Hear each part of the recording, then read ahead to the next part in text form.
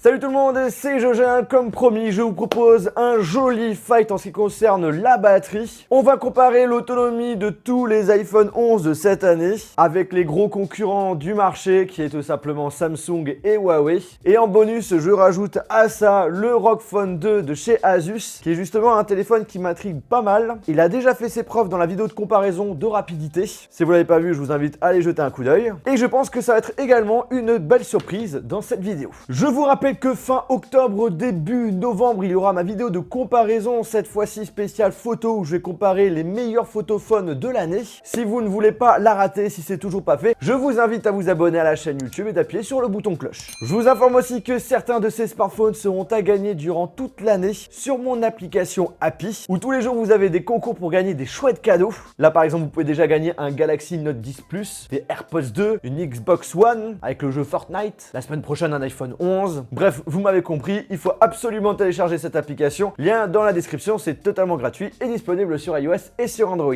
Dans ce fight, nous allons affronter l'iPhone 11 avec un écran 6,1 pouces avec une définition de 1792 par 828 pixels avec son processeur A13, 4 Go de RAM et une batterie de 3110 mAh. Et ensuite, nous avons l'iPhone 11 Pro avec un écran 5,8 pouces avec une définition de 2436 par 1125 pixels, son processeur A13, 4 Go de RAM et une batterie de 3046 mAh. L'iPhone 11 Pro Max avec un écran 6,5 pouces et une définition de 2688 par 1242 pixels, le processeur A13, 4 Go de RAM et une batterie de 3969 mAh. Le Galaxy Note 10 Plus avec un écran 6,8 pouces et une définition de 3040 par 1440 pixels, le processeur Exynos 9825, 12 Go de RAM, 4300 mAh pour la batterie. Le Huawei P30 Pro avec un écran 6,5 pouces, une définition de 2340 par 1080 pixels, le processeur Kirin 980, 8 Go de RAM et une batterie de 4200 mAh.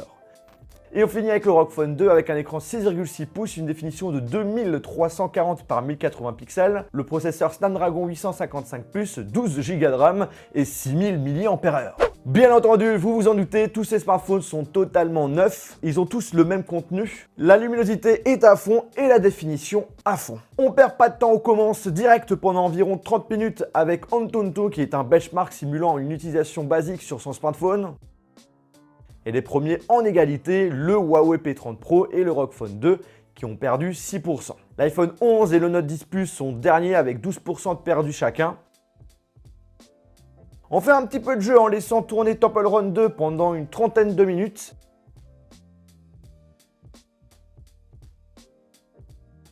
Verdict, celui qui a mieux géré, c'est le ROG Phone 2 qui a perdu 4%. L'iPhone 11, quant à lui, est dernier avec la plus grosse perte de 9%.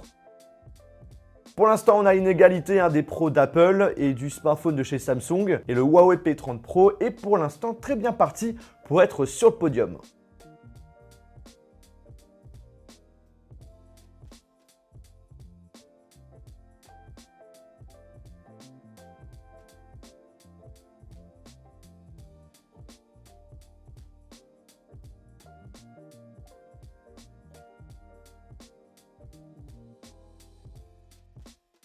Nous avons ensuite lancé une vidéo en 720p pendant 30 minutes et resté connecté sur Instagram pendant 30 minutes. Donc après 2 heures de test, le ROG Phone 2 est en première position, suivi par le Huawei P30 Pro, ensuite l'iPhone 11 Pro Max, le Note 10 Plus qui est en égalité avec l'iPhone 11 Pro et le dernier, toujours l'iPhone 11 qui a presque perdu 40%.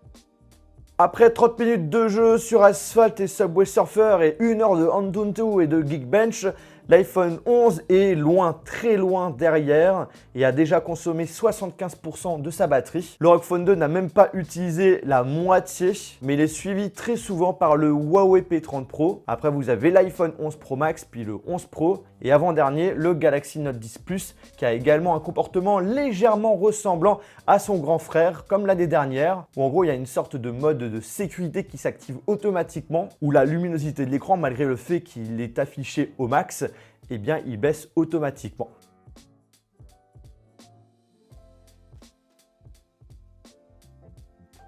Alors pour information, le comportement du Note 10 Plus arrive aussi de temps en temps sur l'iPhone 11 et l'iPhone 11 Pro Max. Sur l'iPhone 11 Pro, ça se voyait au début. Par contre, pour le Huawei P30 Pro et le ROG Phone 2, rien à dire, ils sont toujours à fond et pas de comportement suspect.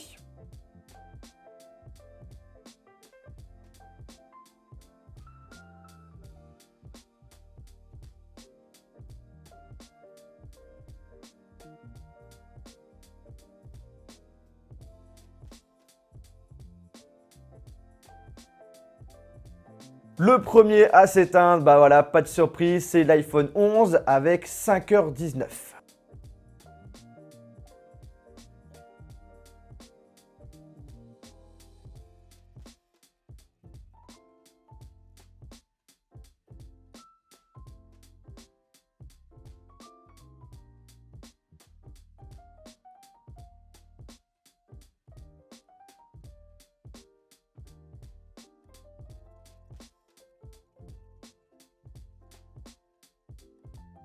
Il faudra attendre 1 heure plus tard pour que le Galaxy Note 10 Plus s'éteigne.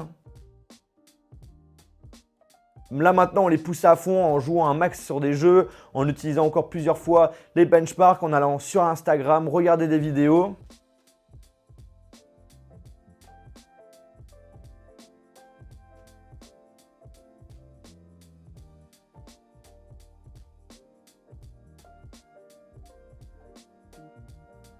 L'iPhone 11 Pro s'éteindra directement à 7h pile poil. Le ROG Phone 2 est encore à 20%, c'est vachement impressionnant. Par contre, je vais pas vous mentir, il commence à devenir très chaud.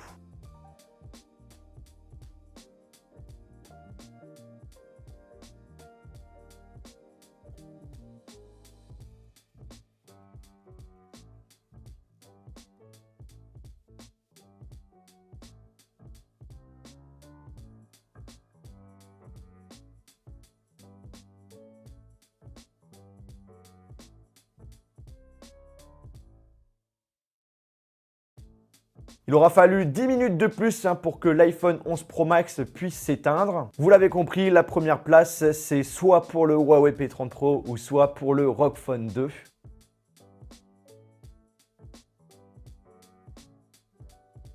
Et comme vous pouvez le remarquer, étrangement, le smartphone de chez Asus a perdu ces dernières minutes beaucoup plus de batterie qu'avant. Il est presque en égalité avec celui de Huawei. Mais finalement, ça sera le Huawei P30 Pro qui sera en deuxième position.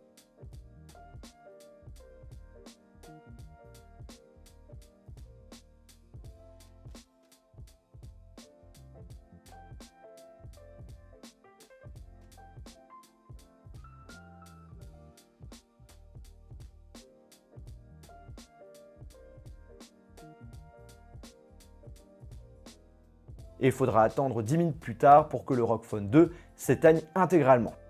On résume le tout, le ROG Phone 2 arrive en tête avec une autonomie de 7h25, le Huawei P30 Pro avec 7h15, l'iPhone 11 Pro Max avec 7h10, l'iPhone 11 Pro avec 7h, le Galaxy Note 10 Plus avec 6h23 et l'iPhone 11 tout dernier avec une autonomie de 5h19.